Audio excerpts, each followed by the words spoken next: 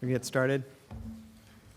I'm Tom Congdon, Executive Deputy of the New York State Department of Public Service, and I chair the Indian Point Decommissioning Oversight Board, or DOB. I'd like to call this meeting of the DOB to order, and I want to say thank you to our friends at the Town of Cortland for hosting us. Next slide, please. Just going to go through a roll call. Can't read this slide myself. Sorry. So I know we have some of our members Zooming in virtually. So if you are on the line, go ahead and speak up when I call your name. Senator Pete Harcum. Here on Zoom. Assemblywoman Dana Levenberg. Here in person. Kelly Totoro from DEC. Here. Cindy Costello from Department of Health. Cindy? Okay. Jane Thompson from Department of Labor. Mark Pattison, Department of State. Linda Malave, Empire State Development. Present. Thank you. Mark Massaroni, Department of Tax and Finance. Jen Waka, Dishes. Present. Thanks, Jen. Elise Peterson, NYSERDA. Present. Joe Leary, NYPA. Here, Tom. I'm going to listen in on the Zoom. Thank you. Dave Thank you. Lockbaum, our independent nuclear expert. Participating remotely. Thank you, Dave. Richard Webster. Yep, here. Mayor Knickerbocker. Present. Jim Crichton, Deputy Supervisor, Town of Cortland. I'm here, and Dr. Becker is here. Susan Spear. Present. County Legislator Ulay. Here. County Legislator Smith, I believe, was not able to make it. And I know Superintendent Trombley was unable to make it tonight. And of course, Supervisor Becker. Do we have any? I know Tom Carey is on virtually. Tom Carey? I'm talking about financial conservatives and Wall Street and people involved in all that work because they're on over the costly tariffs that are driving Getting some the economy feedback, down. folks, from the Zoom. Thank you. Tom Carey? He announced himself earlier, so I know he's on. Bill Smith? Lou Picani? Okay. Just by way of brief introduction for any audience members who are new to our meetings, the Indian Point Decommissioning Oversight Board was formed in May 2021 by the Department of Public Service, shortly after Indian Point permanently ceased operations and was transferred to Holtec. The DOB was modeled on legislation introduced by Senator Harcum and then Assemblywoman Sandy Galiff. As called for in the legislation, the DOB meets at least 3 times per year with more frequent meetings as warranted. Our goal is to ensure decommissioning is safe, prompt, and thorough, and to have robust community engagement. We believe that providing a venue for community involvement can help ensure we meet the state's public interest goals for decommissioning. We have a very active host community, and the state makes a deliberate effort to not only provide information to members of the public, but also to listen carefully and pull information from the public to identify areas in need of additional focus.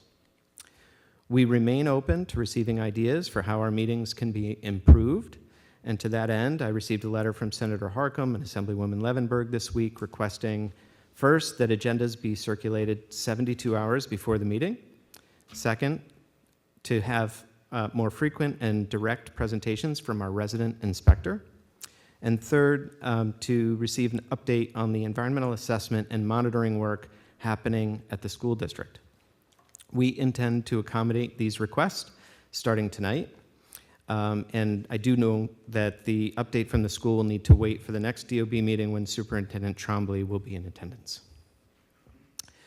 So I'd like to stress that the Decommissioning Oversight Board is not a decision-making body. We have representative members who do play administrative, regulatory, and policy-making roles, but the DOB itself, as a body, has no formal jurisdiction over the decommissioning of Indian Point. We are a forum for factual information exchange, which helps to provide the community members and affected stakeholders with information about the status of decommissioning and provides transparency around both Holtec operations and state and federal oversight.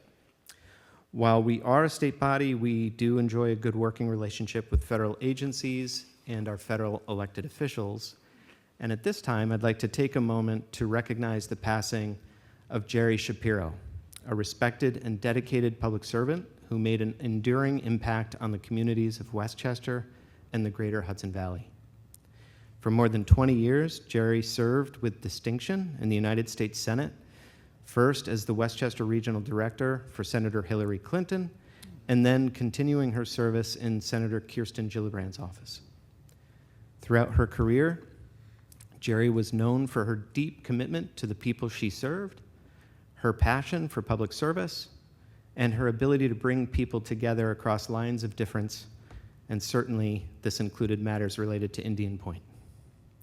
Her work touched the lives of many, and her legacy will not be forgotten. We are grateful for her contributions to the region and to our shared mission, and I ask that we now observe a moment of silence in honor of Jerry Shapiro.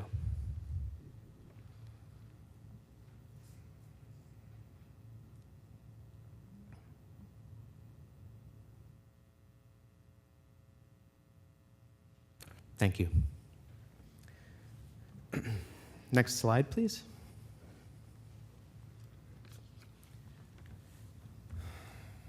Our agenda tonight will include updates from Holtec on their work since our last DOB meeting, as well as updates from our state agencies, and we will also have time for a public statement hearing. Next slide, please. This is our regular notice on meeting logistics. For the in-person panelists sitting at the table here, please remember to keep mics muted unless speaking. And when you do speak, speak directly into the mic. For the Zoom participants, please reserve the chat feature for reporting technical issues, for example, audio-visual issues. Only questions captured in the Q&A field are able to be saved for review. Virtual participants are encouraged to use custom video layout features to enhance personalized view of speakers and presentation content.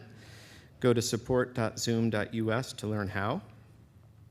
And all panelists and participants, again, please indicate your name before speaking. Next slide, please. So at this time, I'd like to request Frank Spagnuolo to come up and start the Holtec presentation. And Frank, if you would introduce your colleague as well. Thanks.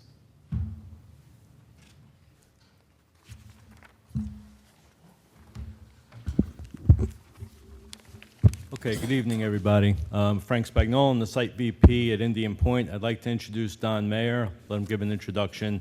He's going to be my technical expert on anything once we get to the training building and the cesium issue. I'll let him give a quick introduction. A lot of people do know him.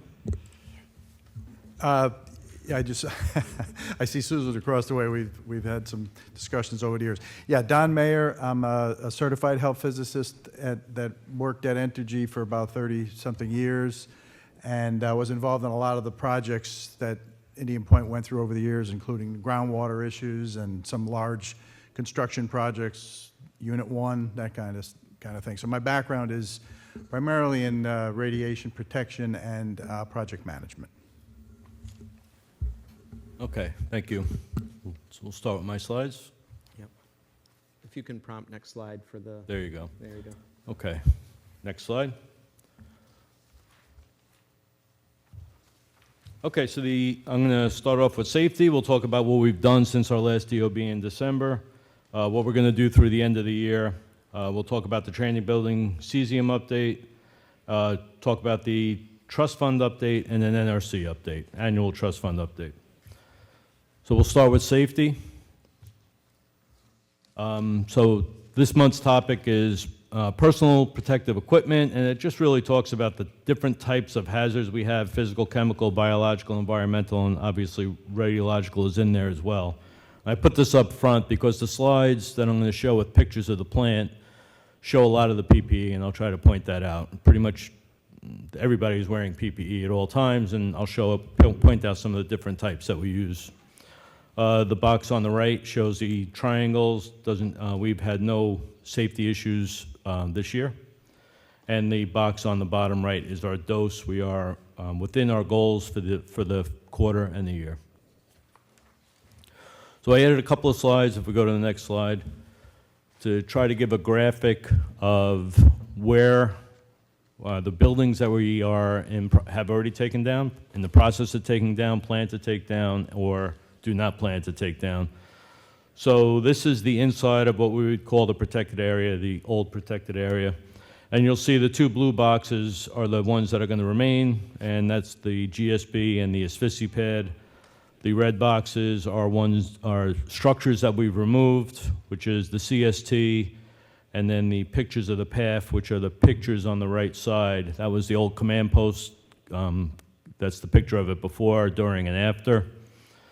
And then the green boxes are buildings that are scheduled to be demoed shortly by next year, I added. And the yellow boxes are active demo.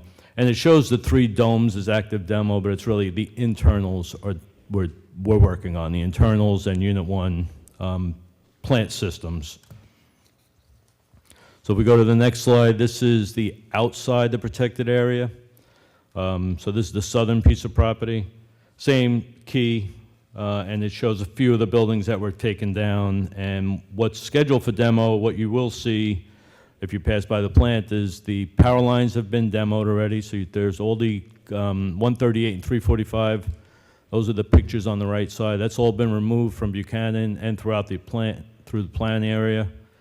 And also you'll see we're going to be renovating the Broadway entrance. Right now we have that covered area for 3 lanes of truck traffic. We don't need that anymore. And so you'll see us working there. And on the southern property, you'll see us working. We'll eventually take the Met Tower down at some point this year, so everybody will see that coming down as well. So talk about the vessel segmentation on the next slide. So there is a notable schedule change, and I'll discuss that when we get to the NDT slide, because we did document that in our annual submittal, and it's on Unit 3.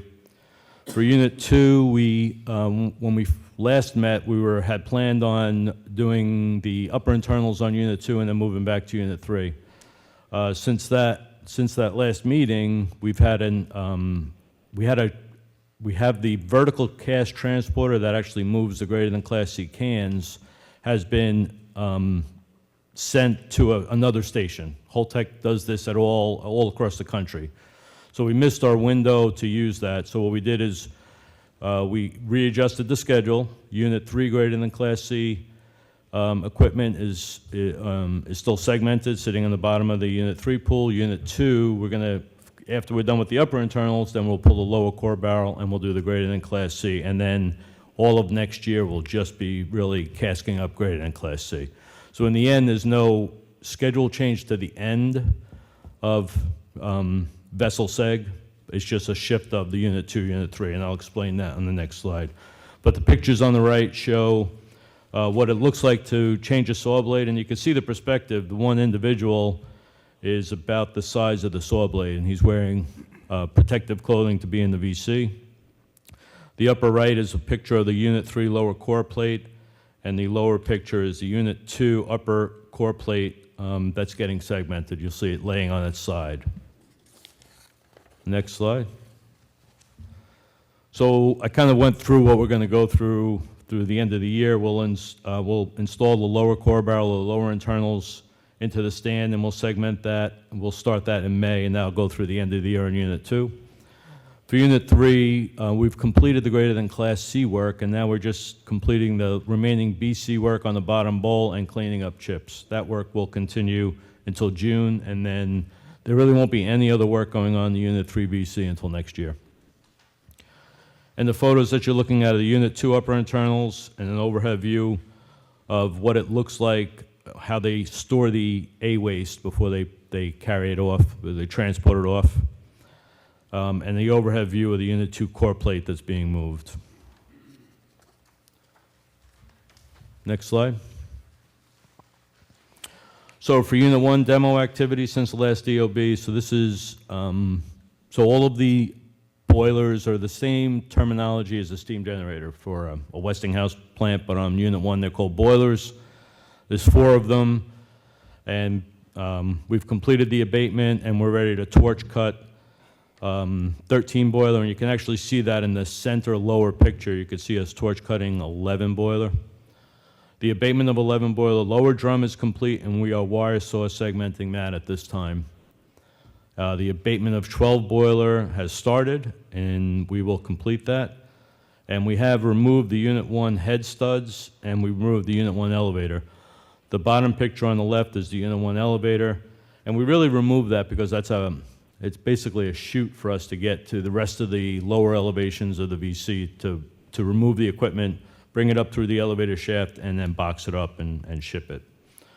The pictures on the right, upper left, that's what the primary side of the boilers look like without any insulation.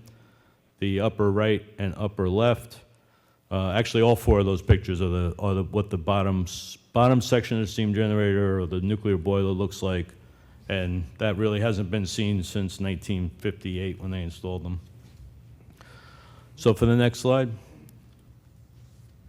So through the end of the year, it's really work on the boilers. So at the end of the year, we should be complete with 13 boiler steam drum, complete with 11 boiler primary side segmentation, complete with the abatement on 12, and also complete of number 12 steam drum and 13 boiler primary side. So at the end of the year, we really should have just the 1 boiler, 12 boilers primary side, and 14 boiler to complete next year. And the pictures that you're looking at, the upper left is the Unit 1 head when it was tensioned, and the upper right is the Unit 1 head with the bolts cut. The cut bolts are in the lower left picture, and that's what the lower right picture is what the head looks like now. We have no plans to lift the head. We did want to take the opportunity with the ironworkers that we had available to cut the bolts and be ready to lift the head at some point. We're still trying to determine whether we'll be able to remove that vessel whole and ship it, or whether we'll need to do any segmentation or packaging. But that decision will be made probably next year. Okay, for conventional plant demo, as I showed you before, the path structure, that is complete. That's our old command post that if you visited the site while we were running, you came through there with security. The Unit 2 security building demo is complete. 345 kV and 138 kV overhead lines, they're all disconnected. The towers are all remaining, and they'll remain for a while. There's no real need to take those down. And we're doing demo on the Unit 2 main and aux transformers. That's in progress. The pictures there, that's the old command post before, and the picture to the upper right is what it looks like now. It's about 75% done. The picture on the lower left is the main transformers, and before and after. And that work is ongoing. Once we're done with Unit 2, we'll move over to Unit 3. So through the end of the year, on the next slide, on the conventional plant, we'll complete the Unit 3 security building, which is the upper right picture, and the Unit 3 PCE building, which is the upper left picture. We're going to prepare to dismantle the old steam generators. That's the lower left picture, and that'll all be diamond wire saw. And as I said before, the Met Tower, which everybody could see, that will be removed. And as I said before, the Broadway entrance, and we'll continue on main transformer demo. So the NRC inspection reports, so there's been 2 reports, actually 3 reports that have been issued since our last meeting.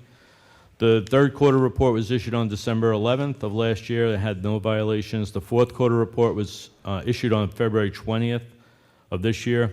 There was a violation that was documented, and a lot of words here. The bottom line is it's a continuance of the charitable donations that were mischaracterized. As part of our corrective actions on the root cause that we did, we had to do a full accounting of all the expenses across the entire fleet. And we identified a handful of other items that were miscategorized. We corrected them, documented in our corrective actions. The NRC took note of it.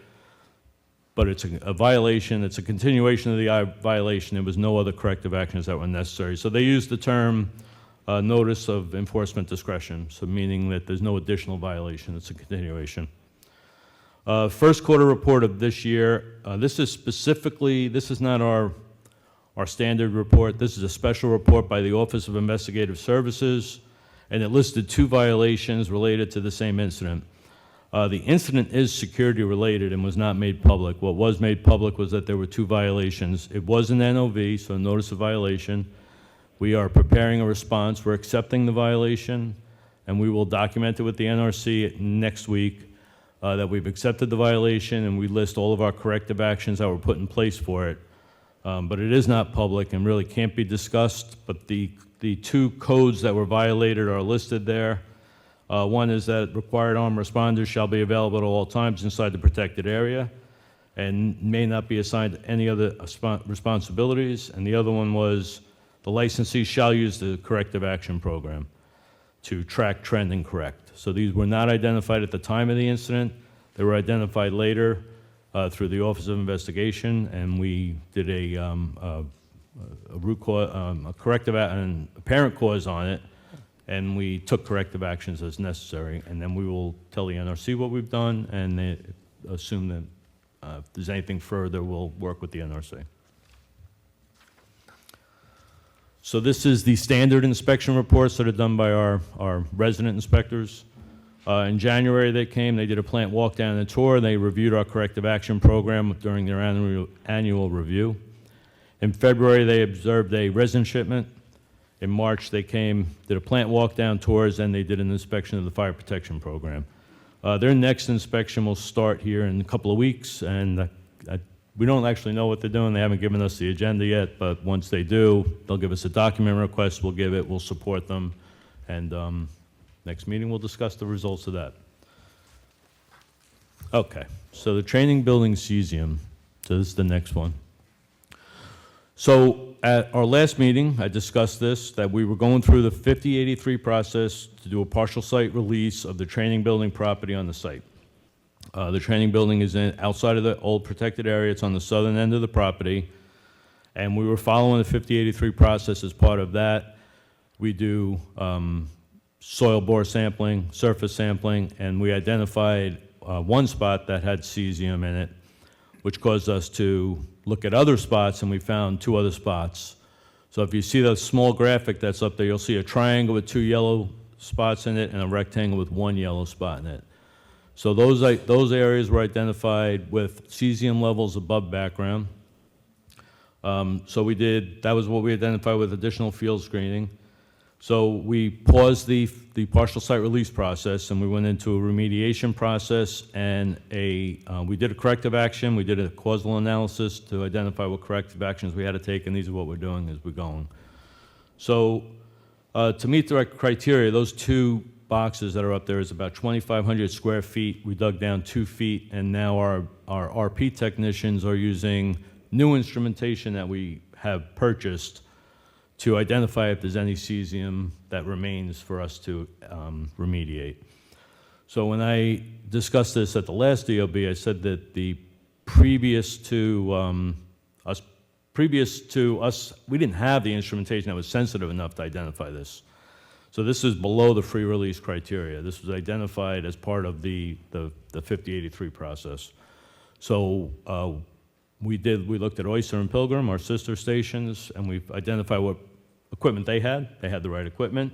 So we bought that equipment, and we just took receipt of it over the last 2 months, and training our in-house RP techs to use it. So we have done an excavation of those 2 sites that are on this graphic, dug down to 2 feet. We treated the waste as radioactive waste. The radiation levels were low enough that it did not even need to be placarded as rad waste. It is treated as a rad waste shipment. It'll be in our documentation, our annual report. We put it into 14 or so 9-yard, almost looks like a dumpster, but they're lined with a bag, and that's what the soil sits in. The dumpster actually doesn't touch any material at all. And 10 of those have already been shipped off with our normal rail shipments that we do every couple of weeks. The remaining will be at site. They're stored properly, they are sealed, and they'll be transferred at our next shipment. So we have a lot more work to do there to identify if there's anything remaining, and then once we're done with our investigation, then we're going to go back into, now we're in the MARSOM process, which is why this guy's sitting next to me, because he'll be able to answer many more questions on that. But the MARSOM process, since we explain identified, What that is, what the Marston process is. Well, MARSOM is the federal regulation that provides guidance for how nuclear utilities are allowed to release their property at the end of decommissioning. And there's a dose threshold criteria that is well below annual average background in the United States. And in this case, Frank's talking about the soils. There are calculated values associated with any radionuclide, and you have to be below those values in order to regulatorily be able to release the site. And MARSOM is a very detailed method that shows you exactly how to survey, what statistical methods you have to use, what kind of NRC involvement has to be implied, all those kinds of things. So we're following that process. Could I just ask a follow-up question? yeah, So MARSOM, that sounds to me like maybe an acronym. Multiple, yeah, I'm trying to remember the acronym. I knew you were always going to ask me that. It's Multiple Agency Radiological, Radiation Survey and Radiation- Site Investigation Manual. yes, this is Site Investigation Manual. So thank hence you. MARSOM. Thank you, Cliff, yeah. Thank you very much. So, and that was generated by EPA with an NRC collaboration. Okay, so that was really all I wanted to talk about with that. I can continue, and then we can come back for questions? Okay. So let's go to the Decommissioning Trust Fund. So I just created one slide. So this is a public document. It was due the end of March, and that was issued with the NRC. So the Decommissioning Trust Fund balances are listed in the table on the right, 661, 521, and 480. They represent the market value of the trust on December 31st, 2024. The trust funds amount provided demonstrate IPEC decommissioning trust funds sufficiently funded to cover costs as estimated for licensed terms, spent fuel management, and site restoration activities necessary to complete safe and compliant decommissioning of site, which is straight out of the report. And what I also gave is the expenses for the year. 2024 licensed term was $31 million. For unit 1 and 2, and unit 3 is $37 million, and that's the bulk of what we do is license termination. Spent fuel management for unit 2 and 3 had expenses. These are just recurring costs for spent fuel management. We were done casking fuel at the end of 2023. These are just costs for the security and the operation of the asphyxie pad, and they'll go on until the DOC takes possession of the fuel. And site restoration, that is the cesium issue is a perfect example of site restoration. So what is it going to take for us to restore the site back for free release purposes? And it gives the totals of what we spent there for the year. So as next slide.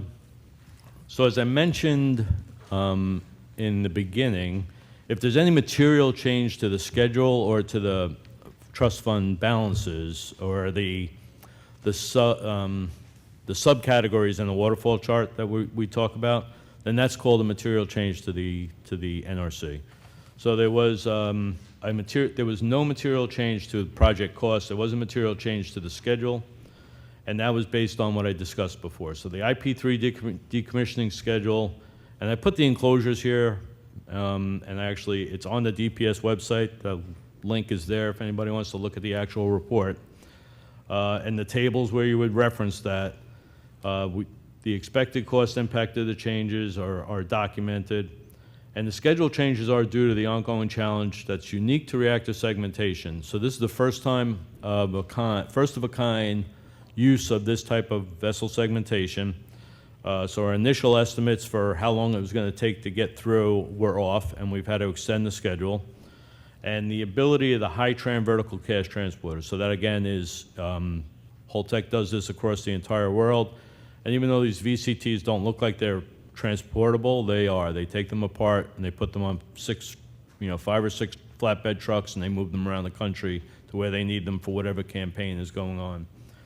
So when we get that back, we'll come back on schedule, and like I said, we pushed everything. Unit 2 schedule wasn't impacted. Unit 3 schedule, instead of getting done, I don't think I gave the dates, but instead of getting done at one point, it's getting done towards the end of 26. And I talked about the 2 main drivers, and one of the other things that I briefly touched on last year or last meeting was that we did suspend all operations in Unit 3 because of those concerns and moved everybody over to Unit 2. So that did also delay Unit 3. And that is all I have for a presentation. Questions for Frank? Supervisor Becker? Just so I understand, I understand you found 2 sites with cesium. Just curious how that cesium got so far away from the plant, what you think the source is. So Indian Point site, as many of you might be aware, was first started up in the early 60s. Okay, and I worked there starting as a summer intern, believe it or not, in 1981. So I've been there for many years, and I'm quite confident, since I was in the Radiation Protection Department, that it likely did not happen in the 80s or 90s or 2000s. It's most likely from the probably the 1970s, when the Unit 2 and Unit 3 plants were being constructed. There was some known contamination that had occurred at the Indian Point 1 site. And what makes it, it's very logical to me, but I can explain it simply, is back in the 70s, the regulations for how much radioactive material you had to survey for, and more importantly, the equipment that was utilized would not even see these levels. So in other words, they could have and may well have excavated some dirt during construction activities, moved it over here to just as a place for fill, and using what's commonly called a frisker. Some of you may or may not know what that is, but the instrument wouldn't have seen that level of radioactivity. It's so low. So, fast forward in time, we have the capabilities to detect that equipment, to detect those levels, and we found it.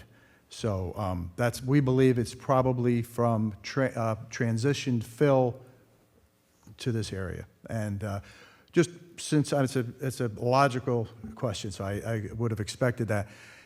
One of the things that the acronym MARSIN we talked about, that requires that the entire footprint of the site has to be investigated to those kinds of low levels.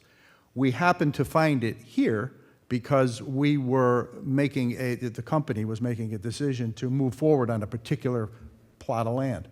But as we proceed over the coming years, every piece of the property will be surveyed with this type of equipment. And then those levels that I told you about in MARSIM, they tell you how low you have to go. And the NRC brings in a whole separate independent agency to look at and make sure you did what you said. County Legislator?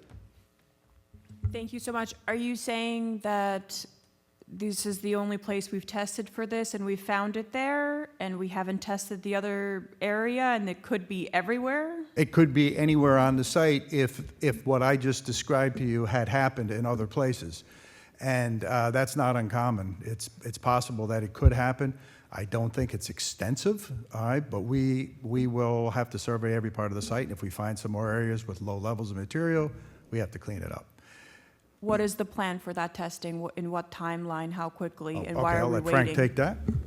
So that is also why we spent $500,000 on the equipment that we need to be able to do the survey. So the survey equipment includes a tractor with a rear-mounted rad monitor that's about 3 feet wide, and the tractor will travel at about 1 mile an hour across the entire southern property for the remainder of the year until we get a scan of what else is out there. So we don't want to be surprised anymore. That's our plan. So at the next DOB, I should be able to give this makes little dots every time this moves 2 feet, and it gives you an update. It's linked to a GPS, and it's very accurate. Like you said, the equipment didn't exist that long ago.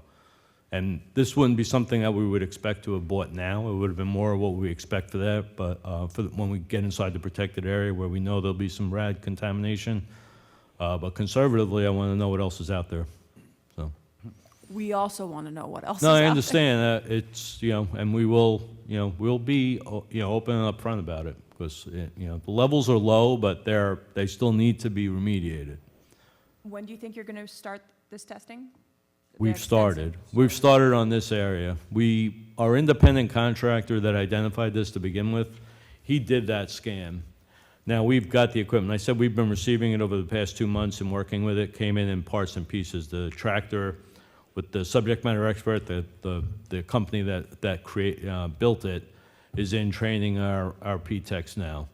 And we've already gotten a graph of a bunch of green dots that show that there's nothing there. Every time the tractor moves, it links up to the GPS, and so I think that by the next meeting we should have some good information.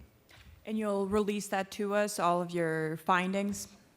I would believe so. Yeah, it's not going to be, this isn't going to be high level, and we'll take corrective action. It is part of our corrective action from the causal analysis is to look at the rest of the southern property. Thank you.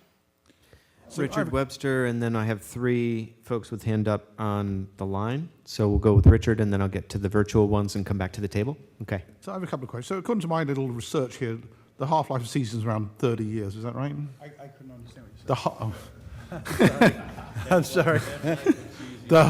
According to my search here, the half-life of Oh, yes, cesium. 30 years. That's correct. So is this 2 or more half-lives? Like you were saying, it was generated when? We don't, well, to be very clear, we don't know. We do not know. What I'm telling you is what we think is the most logical source. And had it been generated in the 70s, yeah, that would be a couple of half-lives. That's correct. That'd be a quarter of what was there before, right? Yeah. Okay. And then on this diagram here, you don't show the negative points. How many points do you take? What's the grid? Well, as Frank just described, the grid is actually every few feet. We take a tractor that moves across the whole area like in a matrix, back and forth and back and forth. So it covers extensively. Richard, are you asking what we've already sampled? Yeah, I'm looking at your little diagram here on your slide. Yeah.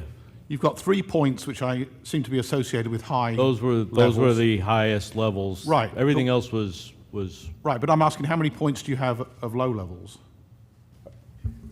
Are you asking the question, how many points of lower levels do Well, we how have? many points overall do you take? I mean, like, normally when I try to interpret something, I want to see... Hundreds of data Right. points, yeah. But to be clear, and I think I want to make sure that we're all on the same page, okay?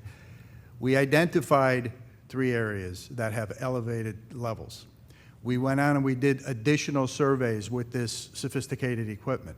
But that's only step 1, okay? Step 2 is that using that information, we then are required to go out and take soil samples, which is even more sensitive than this other equipment that Right. Frank talked about. So at this point in the game, there are 3 areas that were identified as clearly above background and were sampled with soil sampling and were confirmed to be above background.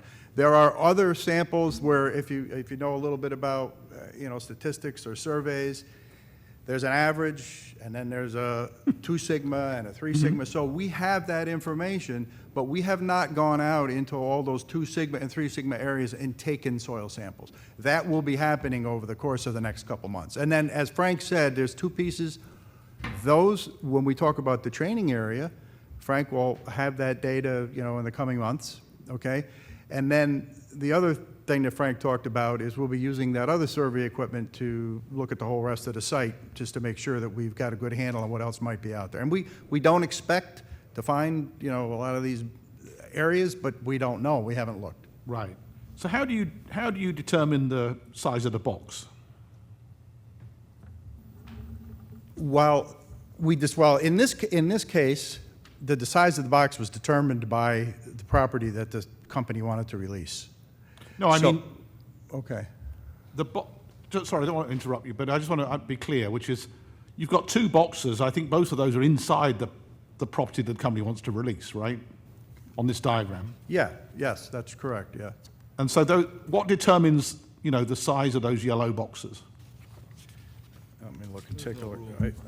I mean, there was just convenient area for us to excavate with our equipment, and now we'll do a survey of that. So we took the point in the middle, the one that, the small box that only has one point, we just took a perimeter or a square around that.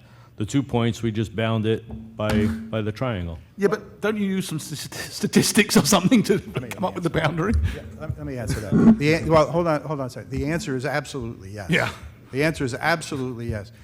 Not at this point, because what we're doing right now is we are doing some preliminary investigations and working with a subcontractor who's going to come in, and then we will use a program that the NRC has approved. It's called Visual Sample Plan, and it is an approved statistical package. It does exactly what you're talking about. And what it does is it uses a triangular matrix grid pattern.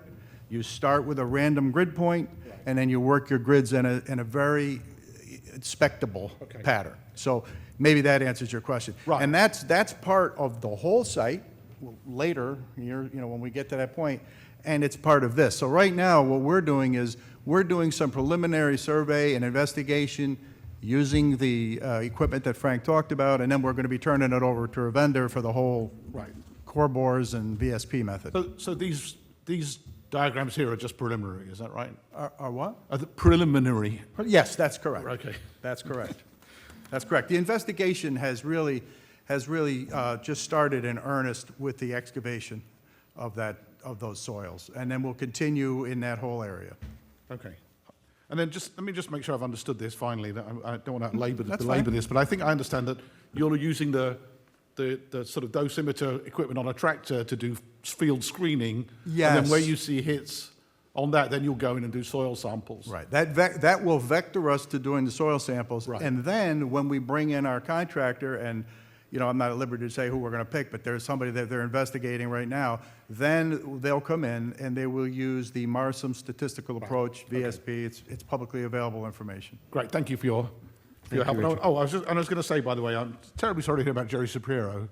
I'd worked with her. She was a great person, and she's a loss to all of us. So I just want to say that I really appreciate her work. Thank you. I'm going to turn to those on the Zoom for a few questions. Senator Harcum. Thank you, Tom. Hey, Frank, how are you? Thanks for your report. Always good to see you. A couple different questions. Where are we in terms of the number of the workforce right now? Roughly 300 and change. There really hasn't been any change from December. Right around the same numbers. And do you expect that to continue throughout the year, or are you expecting to go up, to go down? Well, obviously, I'll never make a guarantee, but right now I do not plan on having any workforce reductions or increases. The schedule is that I went through, the expected projects that we have going through the remainder of 2025 are on track. All right, great, thanks. And then switching gears, in your report, when you were talking about NRC violations, you didn't talk much about it because it was a security-related issue. But, just to a layperson, dealing with armed response in the secure area, to a layperson, sounds serious. Like where in the matrix of NRC seriousness does something like this violation fall, without getting into the specifics of the site, but just from the code that you referenced? Level 3? Or level 4? So it was a level 4 notice of violation was what they gave us. All right, For the level audience, 4, could what you does just that help mean? to explain in level 1, context? 2, 3, 4? Level 4 is low, level 1 would be the high. Okay, got it. And then are you at liberty to say how many security officers you have at any given time, or? No, I really can't. All right, now I remember. We have round the clock coverage. We have 4 teams. 2 are on nights, 2 are on days, and they cover the asphyxie pad as their primary responsibility, and then also the perimeter, what we call the Part 20 perimeter. And we also have supervisors for each of the posts and a security shift supervisor that runs the watch, and then we have management as well. All right. All right, the last question on this is, there was an existing local security force, and I remember at one of the meetings, either you or your predecessor, when we were talking about various unions, you were talking about bringing in some security officers from some of your sister sites. Is this predominantly a local force? Is this a hybrid force? Is this now more folks from other locations? No, this is 100% local security force members. When we were operating and Pilgrim shut down, Vermont Yankee shut down, we created this mobile workforce to keep those individuals employed. We also do, support other stations, but everyone at Indian Point is homegrown. Okay, great. All right, thank you very much. Thank you, Senator. Dave Lockbaum has a question. Thank you, Tom. This is Dave Lockbaum. My question on cesium has been answered by previous questions, so I appreciate it, but no need to pull the string any further. Okay, thank you. Tom Carey. Hey, Tom. Hey, Frank. Good evening, everybody. A couple of quick questions. You mentioned you do shared equipment with some of your other facilities. I'm assuming I did hear you mention the cask lifter device. Maybe I'm not saying it correctly, but you do shared equipment with other facilities that you're doing decommissioning work with. How far does that set the schedule back, and how much do you have an estimated cost on how much you're getting set back and a time frame? So it didn't set the overall schedule back for vessel seg, internal vessel seg. What it did is it shifted the Unit 3 vessel seg to complete later than we predicted, but we're not spending any money on Unit 3. So cost-wise, it really was not a big impact. It actually saved money in 25, and it'll transition money to 26, which anytime you push money in a year helps. So all we're doing is, rather than completing work in Unit 3, demobilizing everybody that's working in Unit 3, and then start working in Unit 2, since we had both units, we could suspend work in Unit 3, start working in Unit 2, complete Unit 3 while we're still working in Unit 2. So we're making a little bit of efficiency. But the impact, once we understood it, we were able to shift in the schedule. If we were a single unit site, it would not have worked that way. Yeah, that was my concern. Do you have like a matrix set up for, because you're obviously going to run into this a few more times during the decommissioning period, where you're going to, loan this equipment out, somebody else is going to need it possibly when you do. And the big concern would be the cost factor. So as everything stands right now in this country, and the schedule that all these new operating nuclear power plants, we're set. So I can't tell you if there's some sort of accident someplace that might change, but based on the current schedule, because these fuel moves are scheduled way 5 years out, so we know what's going on, and the equipment is ours that when we have it scheduled. Okay, thank you. And I also just wanted to put a word in for Jerry Shapiro. And also, we also lost Nita Lowy this year, our congresswoman, who was very instrumental with Indian Point. So just a little silent word for Nita Lowy as well. Thank you.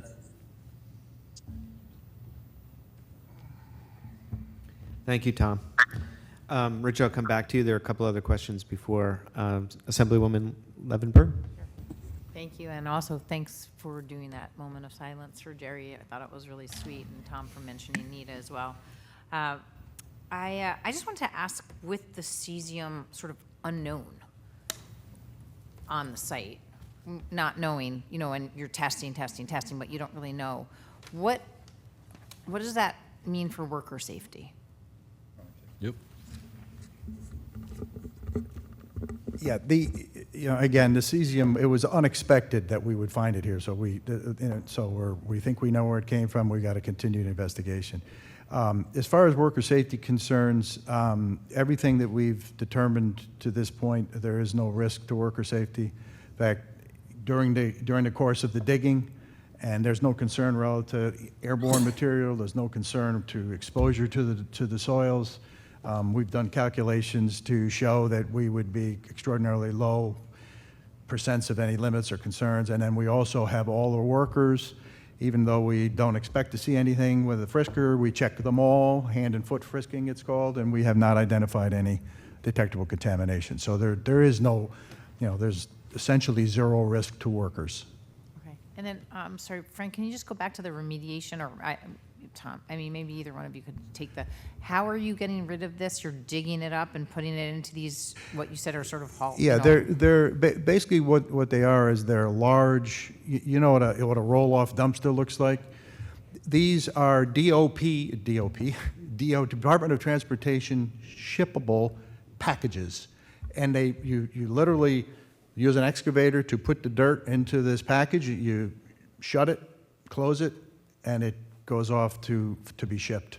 It's a normal process. In the roll-off dumpster, there's a liner, and the liner is enclosed, so it's not just going. Yeah, the actual package Yeah. is a very robust vinyl type of a liner that holds the dirt, and then on the outside of that, to transport it, is a metal dumpster, roll-off dumpster, and it's shipped as radioactive waste. And Frank, you said that the measurements wouldn't even classify? Did you say it wouldn't classify as rad waste, but you're treating it as rad waste? Is that right? Let me address that one. Yeah. The Department of Transportation has very specific regulations on placarding and labeling, okay? And this is of such a low level that it wouldn't need to be placarded and labeled as a radioactive material. It would need to be manifested as such. And that's how we're handling it. We're full in compliance with DOT. Okay, so you're actually doing by the book? Well, Not absolutely. going above and beyond. No, I mean, I think I heard a suggestion that you were going above and beyond what was required, but you're doing just what is required. We're doing what's required by the regulations, and the regulations are quite conservative.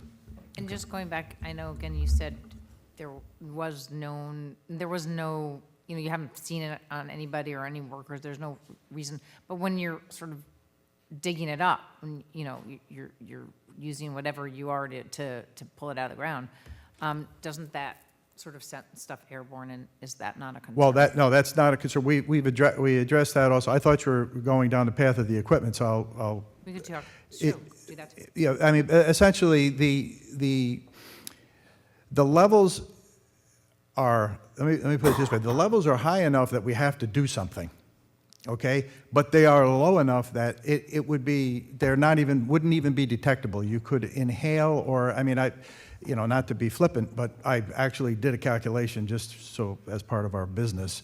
You would literally have to ingest many pounds of dirt before you would ever approach even 1/10% of any NRC limits or anything. So there's just no risk from this. And then the other thing I didn't mention is besides checking the people, and everybody doesn't have any detectable activity, we also check the equipment. So when you're done, we have very, very stringent standards for what survey results have to show. And this is using the latest state-of-the-art techniques. And we have done that, and we could free release those vehicles off the site without a problem. Okay, thank you. Somebody want to just add, you'll hear later in the state agency updates that our resident inspector also observed the excavation work. But John Sipos, I think you had a question? And Jim? Thanks, Tom. Yeah, just to help the folks in the meeting tonight and who are watching, I'd like to put that in context, maybe a little bit of historical context. So, Don and Frank, I think you said one working hypothesis is that maybe this material arrived at this location in the early 70s. Did I catch that correctly? We don't know, but that's Don Mayer's professional opinion, but that's all it is. And can you just tell us what might have been going on at the site in the early 70s about the 2 construction permits that were I can. underway at that point? Yeah, there were, I'll say there were 2 main, I mean, I wasn't around then, okay, but I know from talking to somebody who was around at that time, because we did, just so everybody knows, we didn't just say, oh, we don't know where it is, so I guess it was Unit 1. We did a pretty exhaustive search. We interviewed. I even spoke to a gentleman. He's 83 years old. He was the radiation protection manager at Unit 1 back in the late in the 70s. So we've done a pretty thorough exam. But, I mean, it's old, so we don't know exactly. I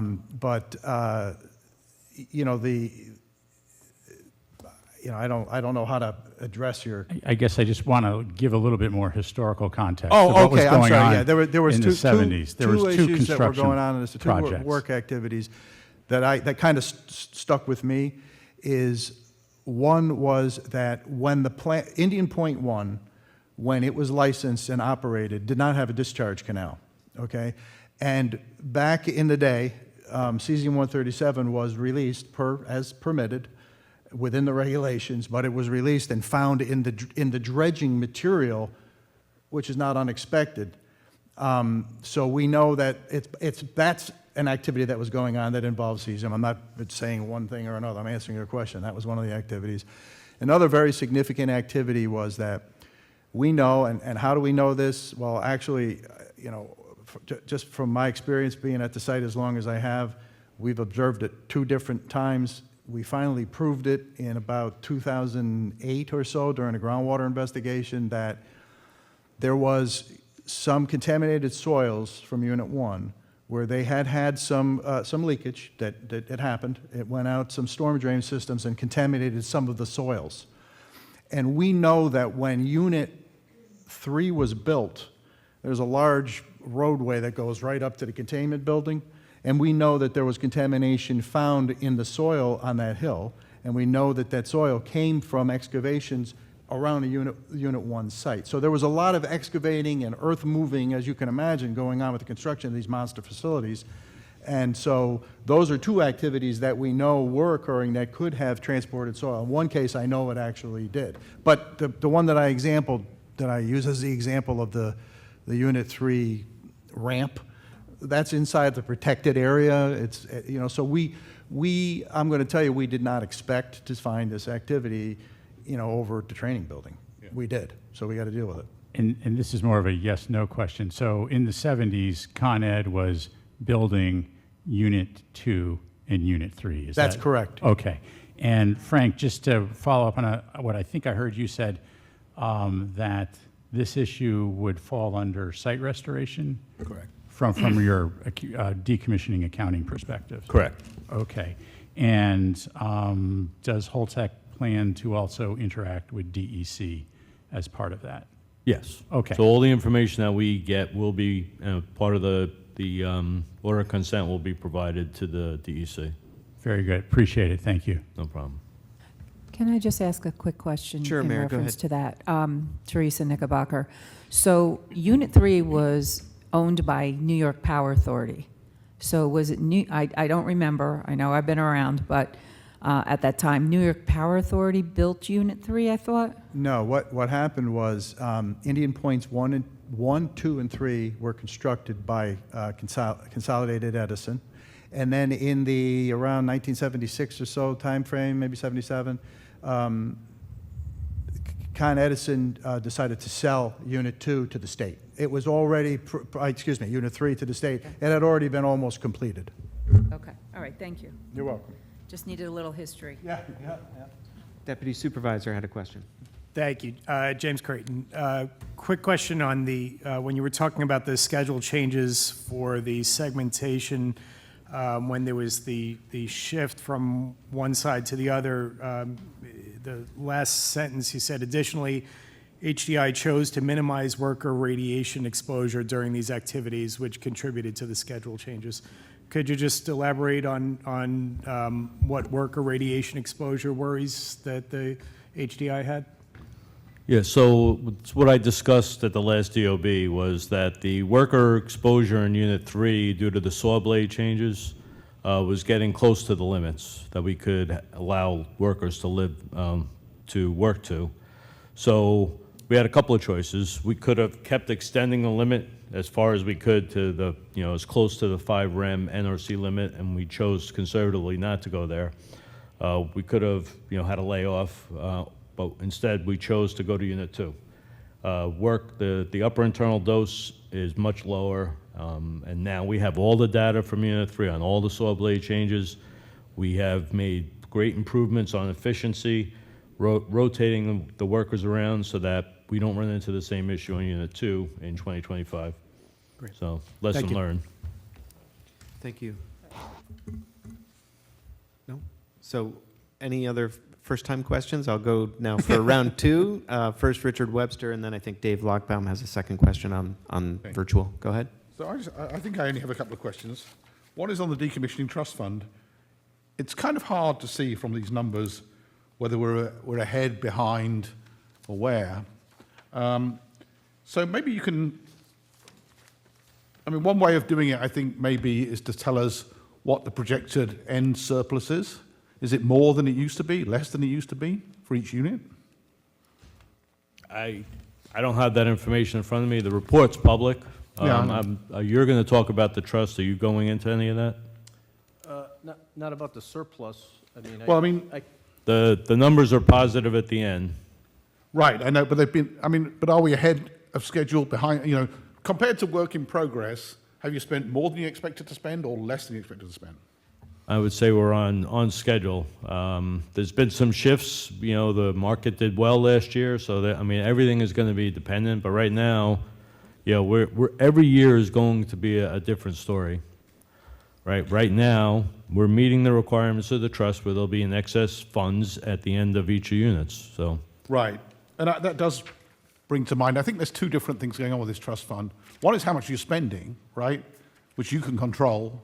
The other is what does the market do, which obviously, you can't control, right? Correct. So I think it'd be useful when you present decommissioning trust fund numbers to talk about how much you're spending relative to the WIP. Okay. If you can do that, that would be great. Thank you. And then the other thing I have is on this corrective action for these, I think we've talked about these things before, right? My understanding is that you made some charitable contributions funded by the Decommissioning Trust Fund. Is that correct? correct, as discussed twice before. Right. So was part of the corrective action for Holtec International to put that money back in the trust fund? That's all complete. Yeah. No, was it? Yeah. So Holtec International put the money back in the trust fund? Correct. Okay, thanks. With interest. Yeah. With interest? Whatever was required. Yeah. Okay. Dave Lockbaum, I think you've got a question? Yeah, this is Dave Lockbaum. I was a little confused by the cesium, likely source of cesium contamination at the training building and the other location. Has Holtec determined why cesium showed up there and not strontium and other long-lived isotopes? It's a little confusing that cesium alone would show up there and not other things. Yeah, it's, cesium is one of the more abundant, as you probably know, cesium-137 is one of the more abundant as a relative fraction of our nuclide mix. It's an excellent question, and what we're doing with that, we have sampled those, and we have looked for the hard-to-detect radionuclides that you may be referring to, like strontium-90 and nickel-63 and other things. To date, we have not identified any of those isotopes. However, we will be looking for that more. I mean, well, the Marsham process requires it, but our own good practices require it, and we're doing it. So we are looking for the hard-to-detects. At this point in time, we have not found them, and that could be that they're just so low that they're not detectable. So, but that's ongoing. In fact, I just gave some direction to the radiation protection people today on what levels, detection levels, and what additional radionuclides I might want them to look for. So that's an ongoing process. So it's a good question, but we have not found strontium-90, nickel-63, or any of the transuranics in this situation. I appreciate that. It's comforting to know that you looked for it but didn't find it. That's helpful.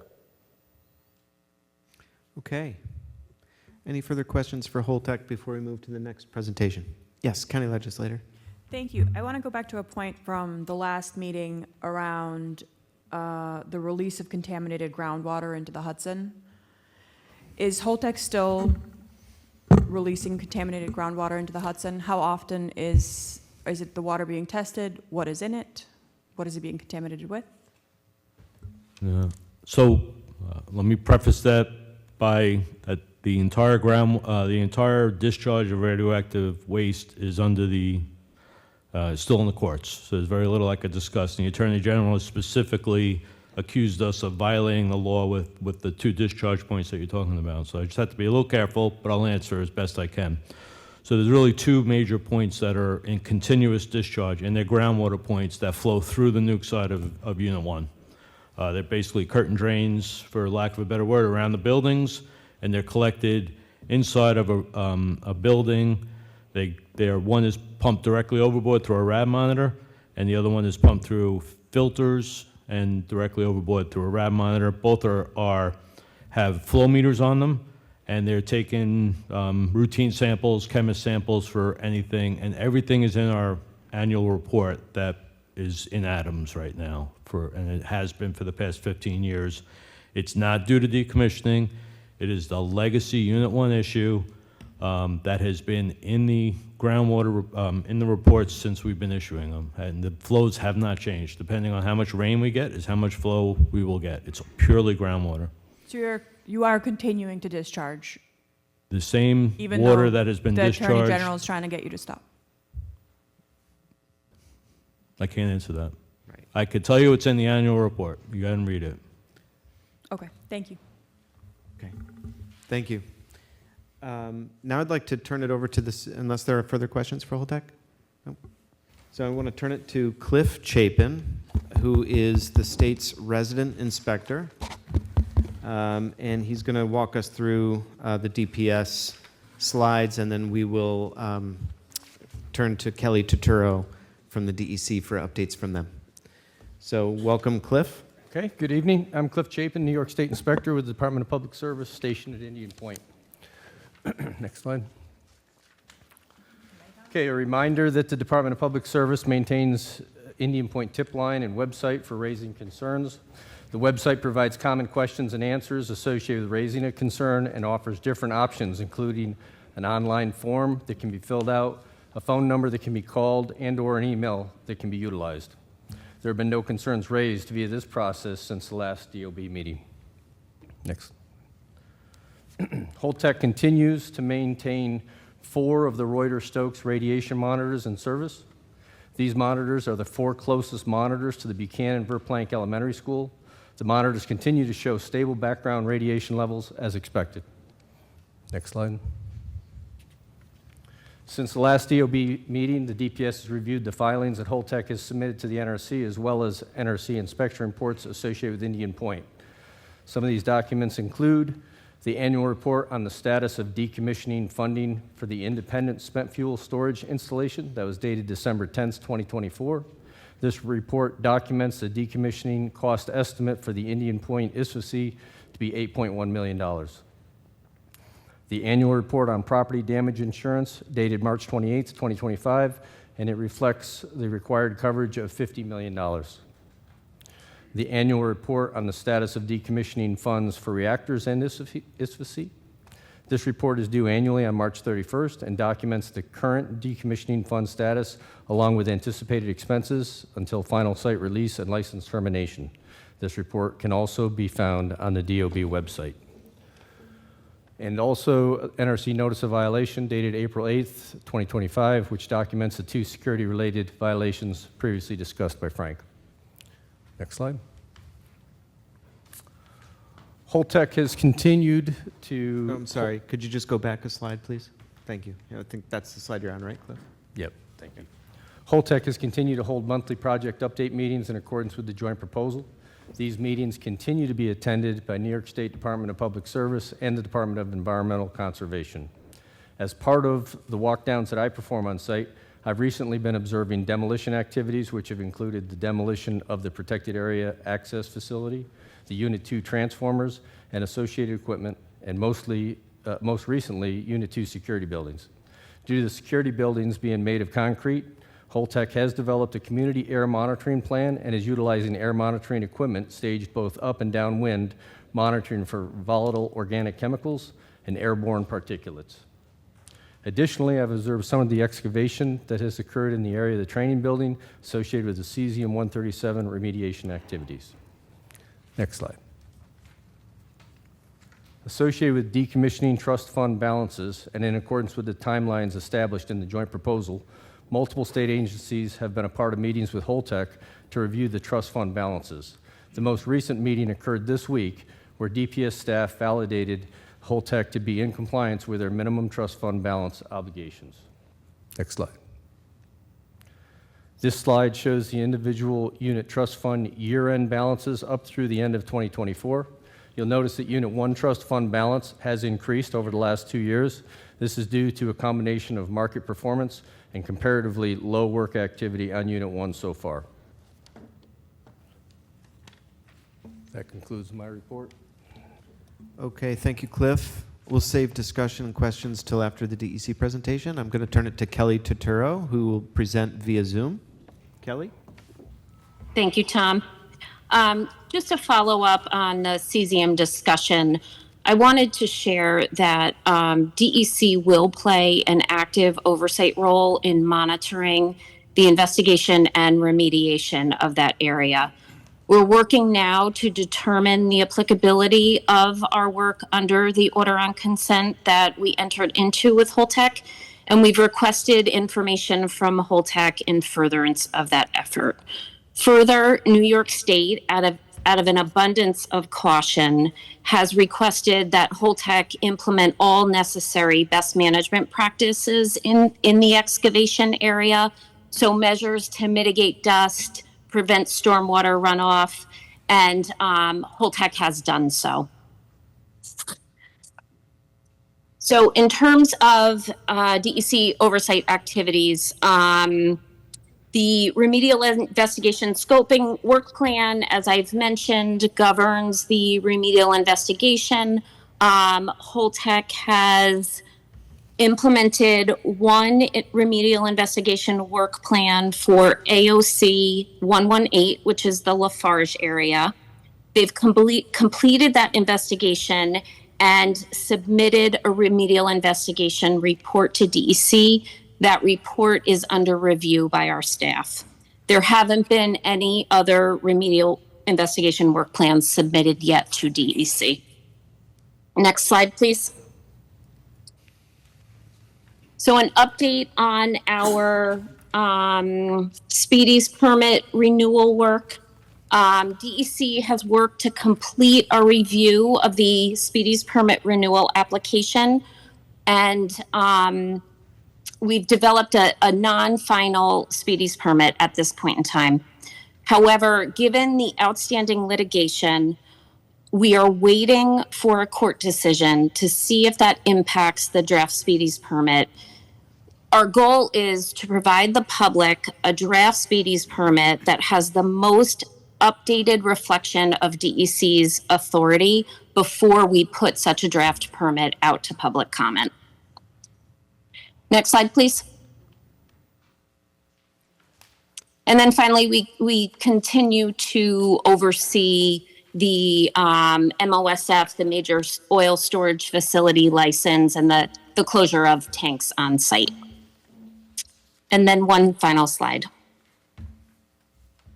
I wanted to share an update on the presentation we gave at the last DOB meeting regarding the DEC's proposed changes to the water withdrawal regulations.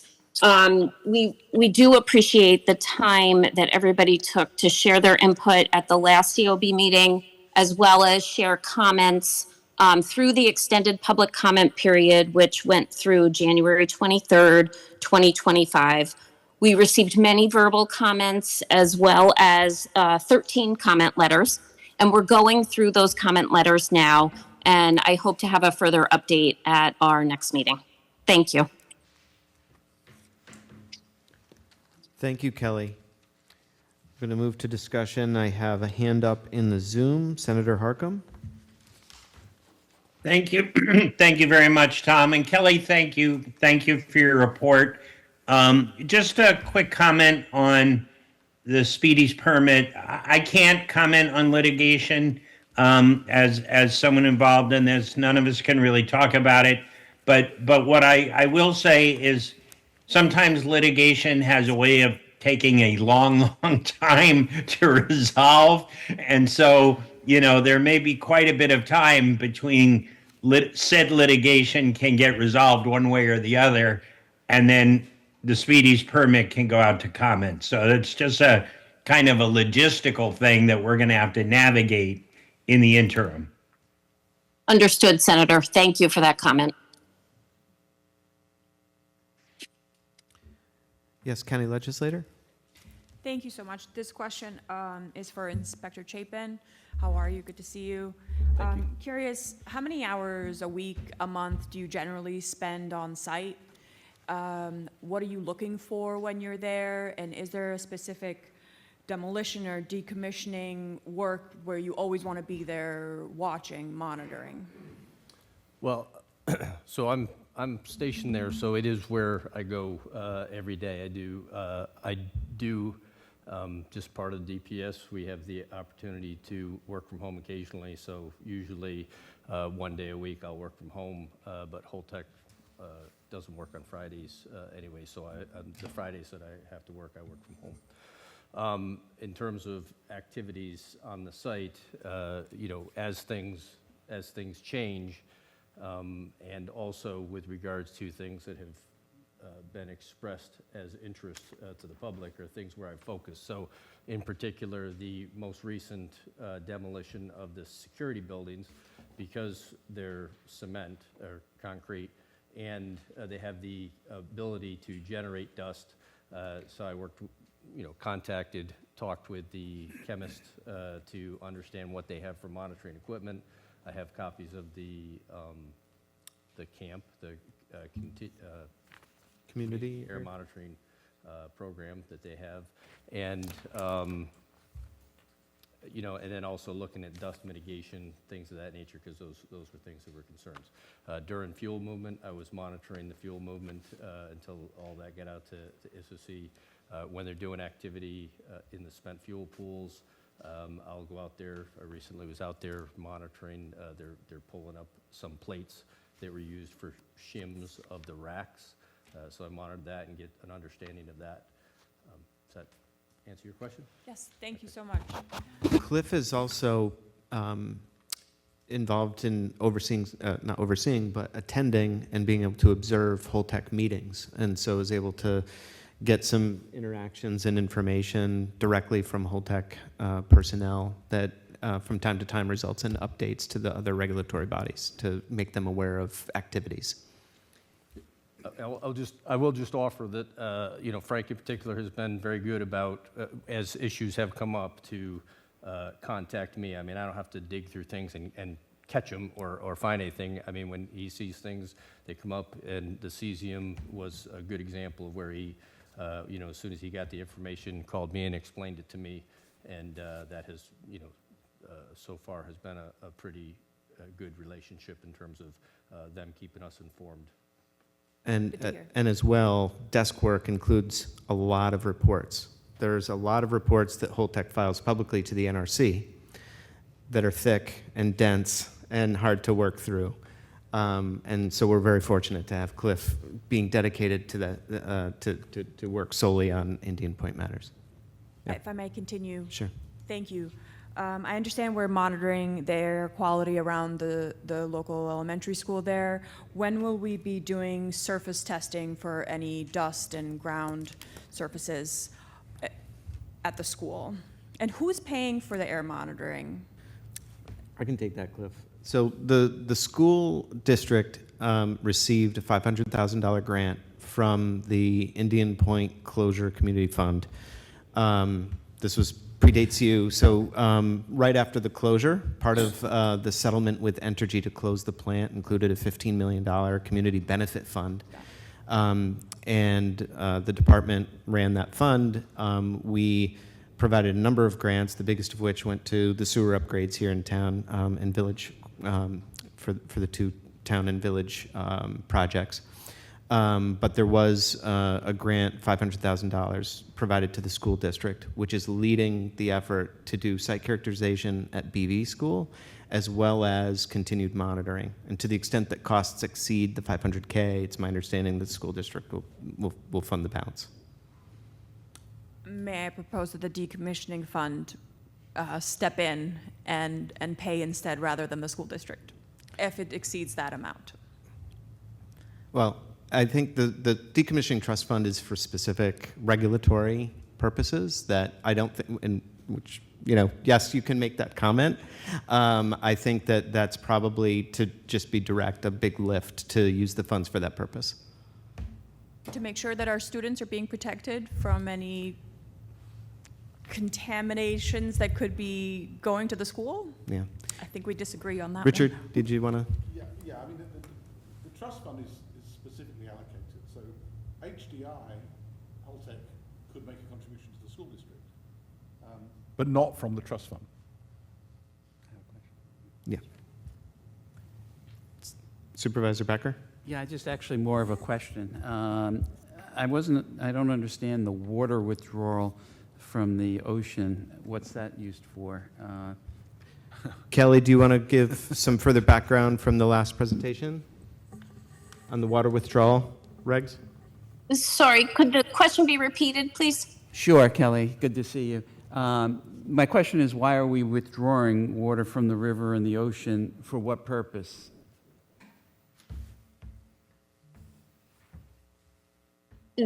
There may be a variety of purposes. Most often, it's drinking water sources that DEC is regulating, but there are also other purposes for withdrawing water, such as Indian Point had a water withdrawal to withdraw water from the Hudson River for cooling water purposes. Other power plants use it for cooling purposes, Yeah, but industrial we're not- processes.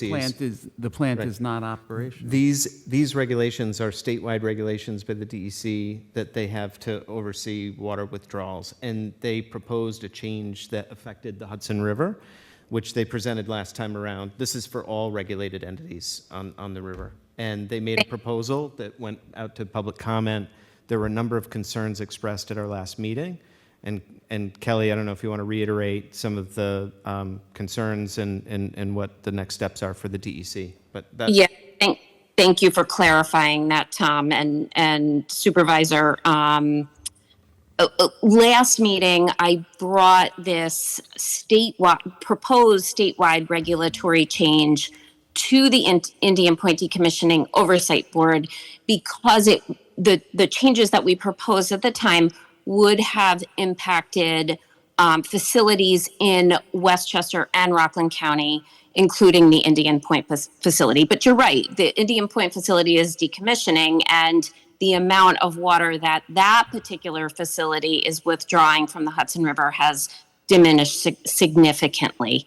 I wanted, in an effort to share with the DOB everything that DEC touches that impacts the Indian Point site, we brought this topic to the attention of everybody so that we could get comments that would feed these statewide changes that we were proposing to the water withdrawal regulations.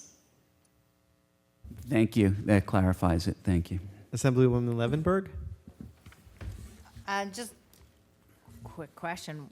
Why are we still withdrawing water? Did I forget? Frank, do you want to come back up, talk about? So what was the question? Why are we still withdrawing water? So right now, the average flow is around 5,000 gallons a minute coming out of the Hudson, and it's going through the Unit 2 hot well, or the condenser, and then it goes back to the discharge. There's no heat being picked up, and that's purely for dilution flow for our batch releases that you'll see in the annual report. So that's the 5,000 gallons a minute is the absolute lowest number of gallons we can take. That's a minimum speed on one service water pump. The flow is required to meet our dilution flow, and we still have the ability to run other pumps if we have any other need to. But at this point, there's only a handful of pumps that are still functional. 2 circ water pumps and 4 service water pumps, which are 5,000 gallons a minute, and then the other pumps are 80,000 gallons a minute. But we're using them purely for dilution flow. Dilution of what? Dilution of what's in the annual effluent report. I think you may have just given the impression that there are batch releases of the cooling water that was the subject of a lot of controversy in the litigation. It's not. It's still the same water that's been released for the They've past not 60 released any of years. the It's not water. any of the liquid waste due to decommissioning. Right. So it's the same topic we were just discussing. Wait, but it, And I'm just, the can I liquid just waste finish? due to decommissioning, I'm not sure what that means. I mean, the spent fuel pool water is Totally not being different discharged, subject. right? Totally different subject. This is, the bill is specifically for water due to decommissioning, which we're not releasing. You need to read the annual reports. Go back 40 years and read all the annual reports, and you'll see what I'm talking about. Well, I could, but you could tell me. I'm on the not other hand. going to. Sorry, it's under, Attorney General has made an accusation that's incorrect, and I'm not going to discuss it I'm not due to asking you to- pending I'm not- litigation. I'm not asking you to I discuss can the only law. tell you to read the annual report. I'm not asking you to discuss the law, I'm asking you to tell me a fact. Are you discharging spent fuel pool water in No. batch? Okay, thank you. That was what I was seeking to clarify as well. Thanks, Thank you, Frank. Richard.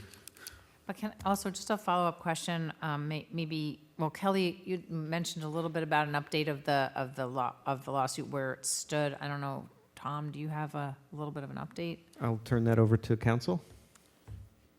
Yes, both sides have submitted motions to the United States District Court judge who is responsible for the case, and that judge is reviewing those motions, so competing legal arguments, and the case is under advisement in the Southern District of New York. So it's fully briefed, right? It is fully briefed, correct. Thank you. Okay. Yes, Richard? All right, first of all, I just want to thank Cliff and Kelly for their presentations, and Kelly particularly for getting back to me on a question that I had. So I have a little question about this remedial investigation work plans. Is the cesium remediation area within AOC 118? Kelly, did you understand the question? I did. It is not. Okay, so why is a remedial investigation work plan not required for that area? So initially, that area, because nobody knew that there would be cesium found in that area, initially that area of the training building was not identified as an area of concern under the consent order. The remedial investigation scoping work plan that came out of the consent order.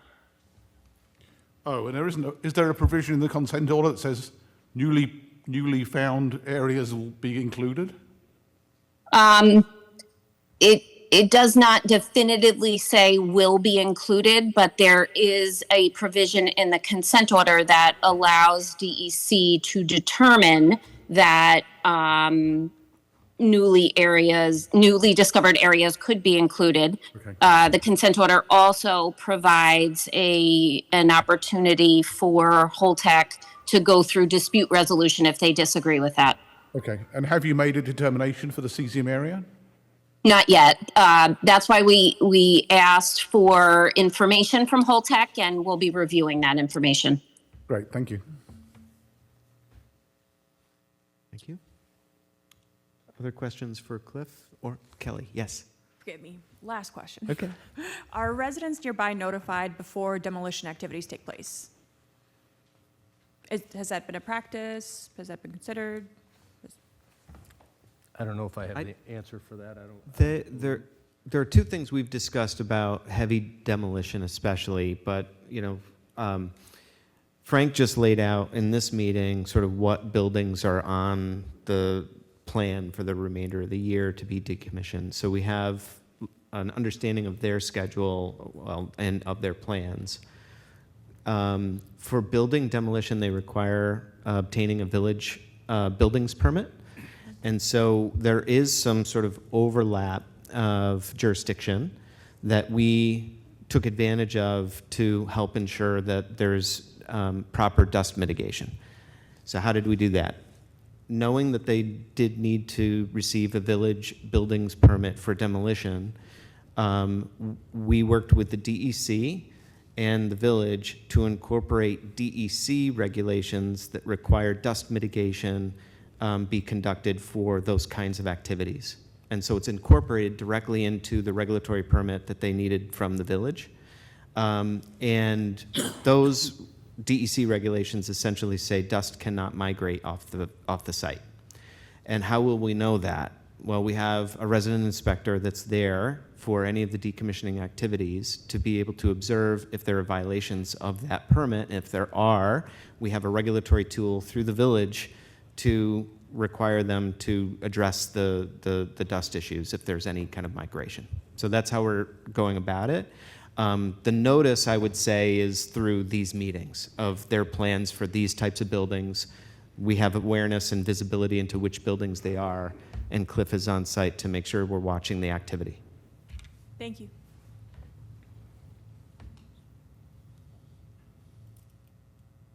Okay.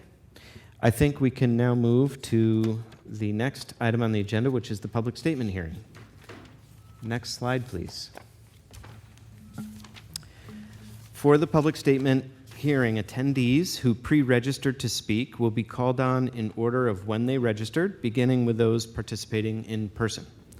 Speakers will be limited to 3 minutes to provide a fair opportunity to speak. And when we get to the virtual participants, your line will be unmuted when it is your turn to speak. Please remember to unmute your own line when the moderator calls on you to make your comment for the record. So with that, if my colleagues are ready to set up the timer, I will call our first speaker, Tina Vols-Bongar.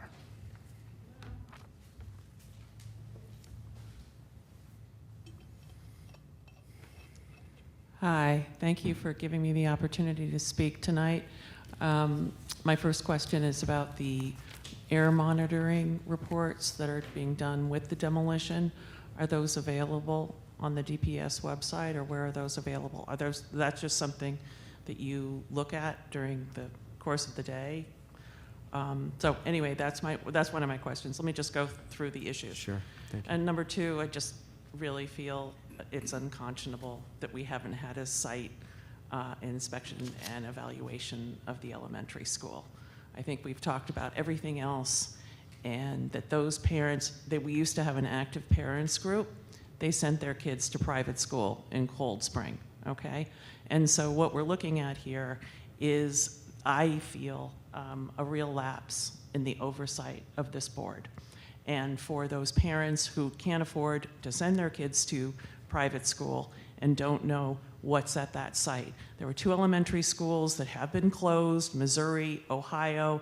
Look at that. Look at the radioactive dust that was left. So next. My other question is really about the oversight of Enbridge's pipeline and the DOGE cuts on the federal level to the security, cybersecurity in those pipelines. And then in the last DOB meeting, I asked about Enbridge's processes and the reporting processes that were cited in their accident in Louisiana that caused so much damage. So even though PHMSA, in their risk assessment, said there isn't any problem with having those explosive pipelines next to the fuel rods, it is a concern. And I really feel that this is something that the National Transportation Safety Board pointed out, and they were supposed to do an update on. So that's what I would like to say for my community comments and my questions. Thank you, Tina. Our next speaker is Christopher Vargo.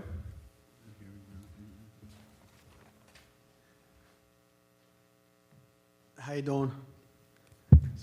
Good evening, everybody. My name is Christopher Vargo. I reside in the town of Verplank. I am grateful to have an opportunity to speak about the Indian Point Decommissioning Board without fair retribution.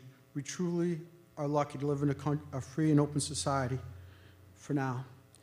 It's become abundantly clear that Indian Point Decommissioning Board, or the DOB, is a complete failure. From the continued discharge of radioactive water into the Hudson River, the failure to get funding for the air monitoring at Buchanan River High School, to the lack of economic development plan. At this point, I would ask Governor Hochul to remove Thomas Condon from his position. Mr. Condon has created a culture of appeasing Holtec, defending Holtec, and even apologizing to Holtec executives if they don't like the questions being asked of them. Richard Webster, representing the Riverkeeper, should be removed too. Because of the disrespect Mr. Condon has shown him, he has become ineffective. Also, the Riverkeeper signed off on the discharge of radioactive water in the Hudson River that caused a lot of the problems we have today. If you don't believe me, you can see it on a blog post going back to August 23rd, 2022. I would also ask the elected officials to be removed from the DOB. It is nauseating to listen to them trying to get sound bites and thanking one another. It'd be more productive if they were given all the information before the meeting, prepared written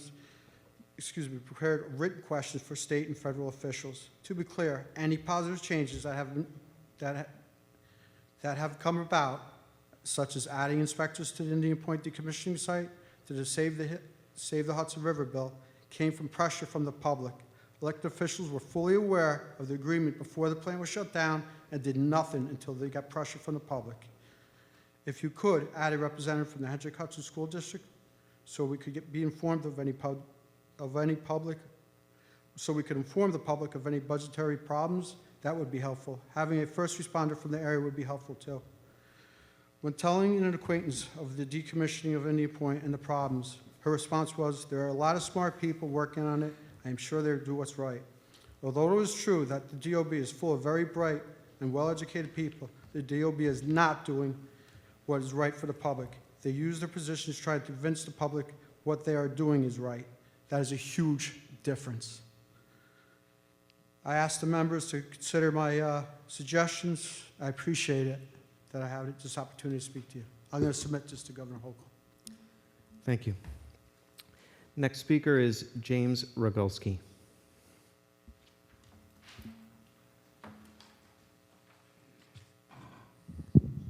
Good evening. My name is James Rogulski, and I'm the president of the Hendrick Hudson Education Association. It's a union representing 250 education professionals serving the students and family of this very community. It's been a year since I first spoken to this board. This is my third time on the podium, and nothing has changed. The great schools of this community are still staring down the barrel of impending fiscal peril. The way I see it, this community is sitting directly in the crossfire of a battle between our state government, the Nuclear Regulatory Commission, and a multi-billion-dollar multinational corporation. This is utter nonsense. After an infusion of $60 million from New York State a few years ago, the schools have been given no further support. That $60 million equates to just 2 years' worth of lost Indian Point revenue. This is an insufficient sum and insulting to the people who live and work here, who bared and still bear very clearly the risk of having a nuclear power plant in their backyard. A larger sum that could be meted out over a longer period of time would certainly be more appropriate than the paltry $60 million to be drawn down over just a short 7-year time span. A more reasonable 15 to 20-year timeline with a more appropriate sum of money to mitigate the damage of Indian Point's closing is at hand. This is Westchester County, one of the most expensive places in the world. The Hendrick Hudson School District forms the bedrock of this local community. My members are teachers, special educators, coaches, speech therapists, psychologists, social workers, guidance counselors, and mentors to children. They are all dedicated professionals and extremely interesting and talented people. Our schools provide food for the hungry, services to the disabled, disadvantaged, and ultra-talented alike. Students play sports, perform music, put on plays, write stories and poetry, learn to think as scientists and engineers, and laugh freely and safely daily in our classrooms. And without help, you know what will happen. Programs will be cut, so students will have access to less. Teachers will lose their jobs. Taxes will rise while services will be lost. This school district deserves better, and we're asking for help. Where is Governor Hochul? Where is the NRC? And why is Holtec, which is sitting on a decommissioning trust fund that has grown, ballooned really, to $1.6 billion, not able to use a minuscule portion of that fund to support our excellent schools and the good people of this community? Bureaucratic red tape is a scourge, and it's on track to harm our schools and families. As the spokesman and leader of the teachers, I am willing to work with you or anybody in here in any capacity to right what is now very wrong. The school district should be stabilized financially to best serve this community and remain a beacon of opportunity for the students. Anything less is unacceptable. So I hope to hear from you soon, so a plan may be formed to deal with this impact, with the impact to our schools once and for all. Thank you for listening. The next speaker is John Sullivan.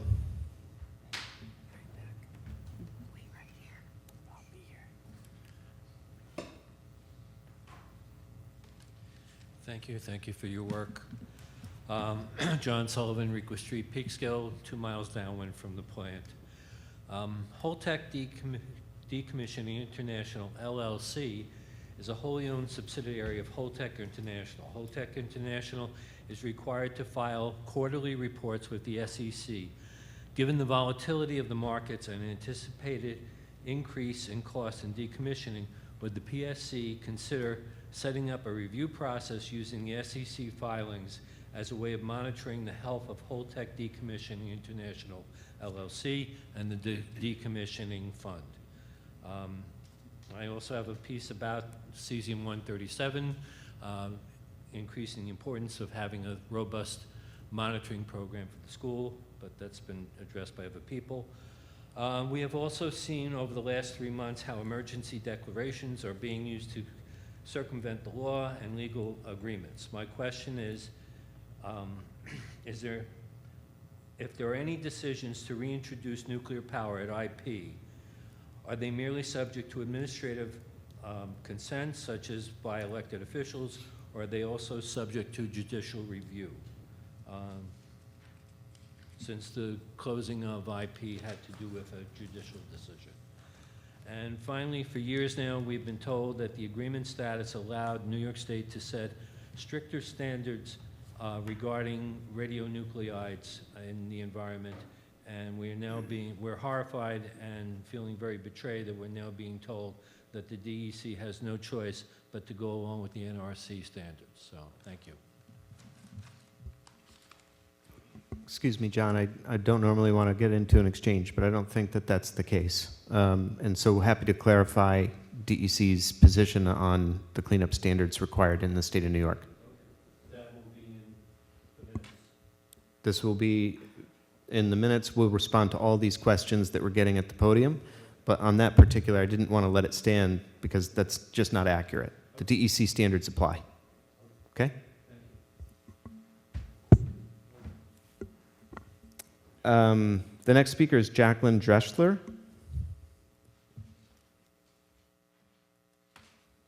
Jacqueline? Is Jacqueline on the Zoom? Yes, I am. Okay, great. Hi, Jacqueline. Thank you. Hi, how are you? Thanks for this opportunity to speak. I'm from Valley Cottage, New York. Can you hear me okay? We can. Okay. So I'd like to talk about 3 different things. It's been more than 1 year since Arnie Gunderson from Fairwinds presented to the DOB and the public on alternatives to releasing radioactive tritiated water into the Hudson River, and instead storing the water from the spent fuel pools, which had cooled the high-level radioactive fuel rods. Given that the fuel rods are now in crappy Holtec canisters and concrete casks on the pad, it is time to get this cleaned up. The water tank holding the borated water must be cleaned and processed.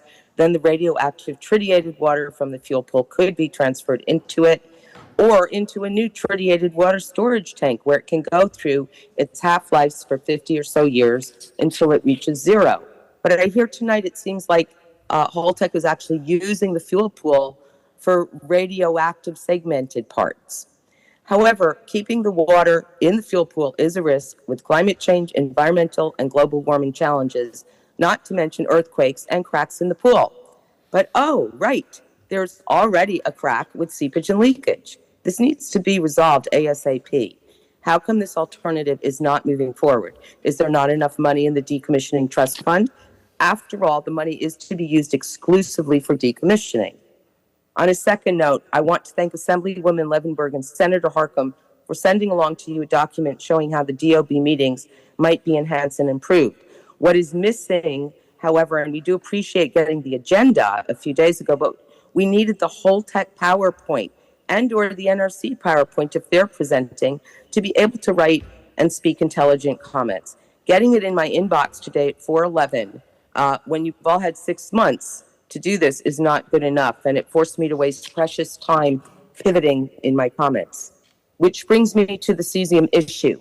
Yes, it was found, and more has been found, and probably even more will be found, and more other elements. Holtec will say, it was found, we will clean it up. We don't know how it got there. So we've heard some suppositions of how it did get there, and those could be true. I'd like to know, where did it actually migrate from? Obviously, you're going to be looking at where else it might be. And I wonder very much about the cleanup standard of 2 feet deep. I do not know that that is deep enough. I also had just a few comments regarding this instrument to find the radioactive waste. That sounds great, but did you say it was $500 million? I'm not sure of the price. I also wanted to know if you're cost sharing, if you're using it at your sister sites, are there fees that they're paying to use it? And if you're kind of sharing it, which decommissioning trust fund did the money come out of for this device? So I also wanted to know where the shippable packages of the radioactive earth, contaminated earth, where that is being sent to. And I suppose that's about it. I'm not going to take up any more time. Thank you very much. Thank you very much for the questions, and we will be sure to have those answered as soon as possible and put on our website. Thank you. Our last speaker is Jocelyn DiCrescenzo. Jocelyn? I'm here. We hear Can you. you hear me? Go ahead. Okay, Yep. Thank great. you so much. So I've heard so many things during this meeting that are so upsetting to me. I've gotten so angry and so dispirited by this whole meeting.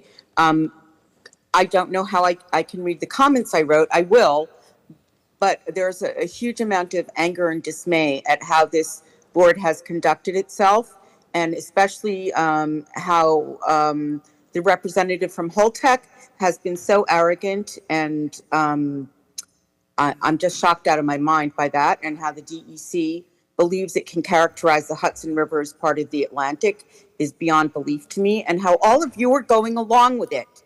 And I have a very hard time with that. Now I will get to my comments. Indian Point closed on April 2021. Even before it closed, we, the community at large, have called for the co-occurring natural gas high-pressure pipelines to be closed, to be shut down. We've called for a baseline study, comprehensive site testing, and air monitoring and other testing at the Buchanan Verplank Elementary School. It has now been 4 years. A letter from Dr. Ira Helfand of Leeds, Massachusetts was sent in, dated on August 6, 2022, which discussed the high-pressure pipelines 400 feet from the school, a mandated health risk assessment, and air monitoring for the school and community. He also called for the school to be shut down, which of course did not happen. Dr. Helfand is the former president of International Physicians for the Prevention of Nuclear War, as well as co-founder and past president of Physicians for Social Responsibility. His letter recommended 3 actions. 1, the co-occurring natural gas pipelines at Indian Point must be stopped immediately and shut down. 2, there must be an independent health impact risk assessment, which is mandated. And 3, creation of air monitoring, safety, and emergency protocols for the community and the school must be in place. Well, 1, the pipelines have not been shut down, and 2, there has not been an assessment, and 3, there has not been air monitoring for the community or for the school. Furthermore, we, the community, call for not only air monitoring at the school, but also for surface testing inside the school as well. The children have now been in a setting for years and years that has not been monitored or tested, in a setting which, due to contamination of radioactivity and other poisonous materials, which we do not know of, because testing still hasn't been done, well, this could and would probably seriously affect their future health, the health of their children, the health of their children, and so on. It is an indisputable fact that children absorb more contaminants and poisons into their little bodies per weight than adults do.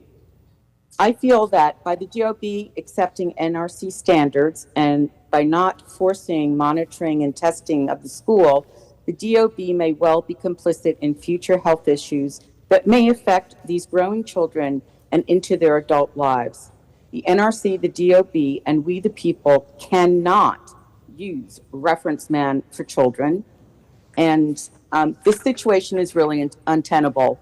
I do agree with the fellow who talked about complicity and that the DOB isn't really serving the community. And I think that has to change. It's been very disrespectful to the community. However, I thank you very much for having the opportunity to speak tonight, and I do appreciate that. Thank you. Thank you very much.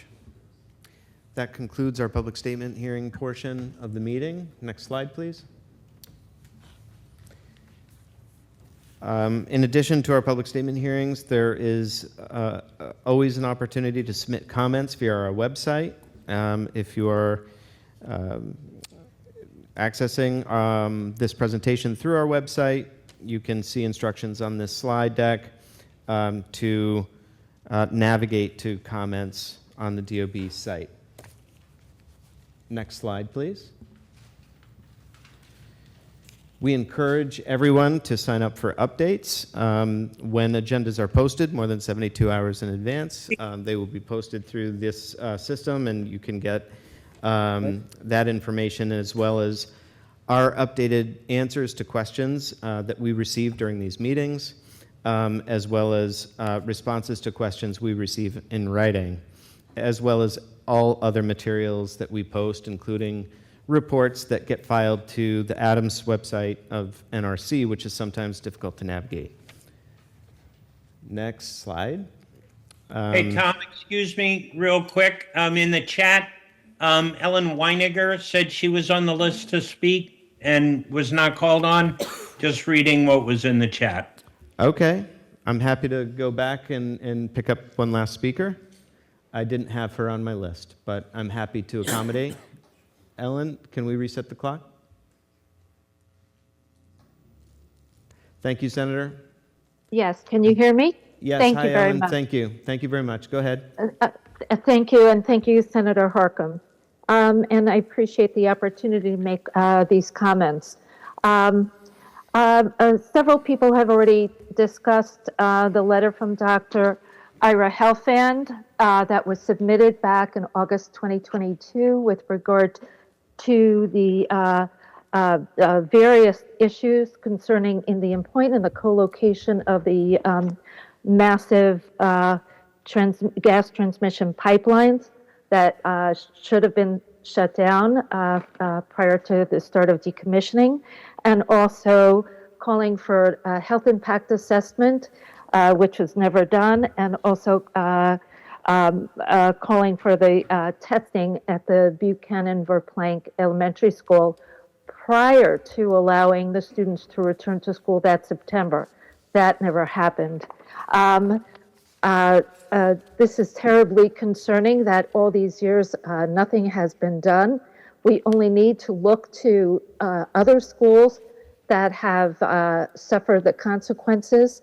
The Zanes Corner Middle School in Pike County, Ohio was shut down back in 2019 due to radioactive contamination from a nearby Portsmouth gaseous diffusion plant. It's a uranium enrichment facility which is undergoing decommissioning. And the district said that enriched uranium and neptunium-237, which are highly radioactive chemicals, were detected not only inside the building, but also at air monitors adjacent to the school. But also other kinds of testing were done inside the school, and radioactive contaminants were detected. If testing is not done, we can't detect anything. And yet school children are going into that building, playing in the schoolyard, and inhaling, ingesting, touching surfaces that could be exposed to radioactive contaminants. And it is the duty and the most fundamental responsibility of this Decommissioning Oversight Board and all the state agencies that serve on this board to take responsibility here. It is not about decision-making authority of this DOB. It is about tasking the various state agencies, and the state agencies need to take responsibility here for the health and safety of the children, of the staff, of the teachers. These are vulnerable populations, and they need to be served, they need to be protected, and the community is calling on immediate action in this regard. Thank you very much. Thank you, Ellen. Just wanted to finish up the slides. Next slide, please. We do have language access services available on our website. Next slide. Before I adjourn, a couple of closing comments and observations. I think Senator Becker, I'm sorry, Senator, just gave you a raise. Supervisor Becker. Thank you, I'm humbled. I just wanted, James, I didn't get your last name, Rodolsky. After this meeting, please give me your contact information, and I'll tell you why. 2 meetings ago, I think it was, the superintendent came here and read a letter, and that was written and signed by the school board members, PTA members, and I believe you as well. I was very moved by that letter, and based on that, reaching out to both sides of the aisle, I met with the school board and the PTA and superintendent with our Congressman Mike Lawler. Okay, so we're working on that line. I'm also on the other side of the aisle, working with Senator Schumer's chief of staff, trying to get funding through them. We agreed that we probably should pursue the NRC. So normally, and I said this on the phone, normally when I call a congressman or a senator, it's the town needs money for sewers and pipes and infrastructure. But the town board and I agree, Councilman Creighton's with me, that the schools are paramount, that we don't have a town without good schools. So please partner with me. We got to get this done. I don't want the community to think that, we're not working on this. It's a tough time because the federal government doesn't have their budget in place. They're still doing the continuing resolution, and no one wants to give more money. They're all talking about cuts. I don't have to say much about those. We're all feeling that. And the state, which gets its money from the federal government, is also under restraints. So we're going to work at all levels of government. We're going to trying to work with Holtec in a positive way. I know we have pilots, but maybe there's more funding available if we get creative. So I just want to make a statement that, we're working with you, and please give me your contact information so I'll make sure you're involved in every correspondence. Thank you. Thank you. And just a couple of clarifying questions for our counsel, John Sipos. What's the federal NRC cleanup standard for release for decommissioning site? Yes, hi, John Sipos. So the federal standard is 25 millirem. The And state what is the state standard? is 10. Right. The state standard is more protective than the federal standard, and the state has the ability to look at residual radiation under the site restoration program. I'd like to say one other thing. There were various comments made recently at this meeting about the state of New York, and I want to have something be very clear on the record. Indian Point was licensed and selected by the federal government. There is oversight of the federal agencies through elected federal representatives. The Atomic Energy Commission and the Nuclear Regulatory Commission issued the construction permits, issued the operating licenses. So to the extent there are concerns in the community about consequences from the operation of those facilities, the responsibility for that belongs to the federal government. Thank you. Thank you. With that, we will be scheduling our next meeting in the coming months. For sure on the agenda will be a presentation. We are inviting the Hudson River Foundation. They've been a recipient of some of our community our community benefit funds to do ongoing sampling work of fish in the Hudson River. And we'd like to learn what they've found, how the grant is working. We will also hear from Superintendent Trombley with an update that's come up a few times today. There have been updates on that work in previous DOB meetings. Mike Trombley will be prepared. He's unable to make tonight's meeting, but he'll be prepared to talk about that. The school district's use of the $500,000 made available to them through this DOB's work. We will also be inviting the NRC to go over the latest inspections. And if any of you on the DOB have other questions that you'd like me to pose to the NRC as part of that invitation, please let me know, because typically they want to have a very clear ask in order for them to get all the approvals necessary to come and speak to us. So they need to know exactly what it is we need them to speak about. So if you have ideas that you'd like them to address, please let me know. So with that, we will adjourn. Thank you all very much.